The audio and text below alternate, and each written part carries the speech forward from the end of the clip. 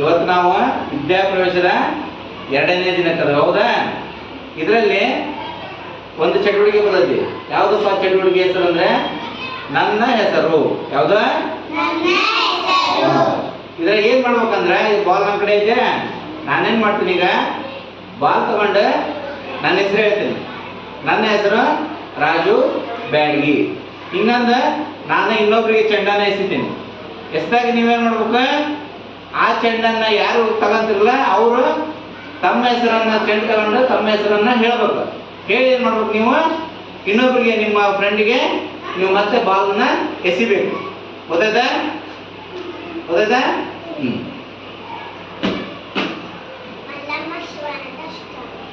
ಜೋರ ಹೇಳ್ಬೇಕಾ? ಸರಿ ಇರ್ಲಿ.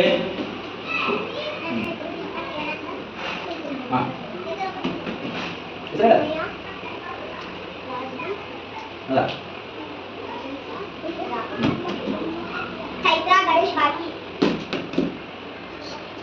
ಹೆಸರೇನಿದೆ? ಸೂರಜ್. ಹೋಗಿ ಬಾಲ್ಗೆ ನಿನಗೆ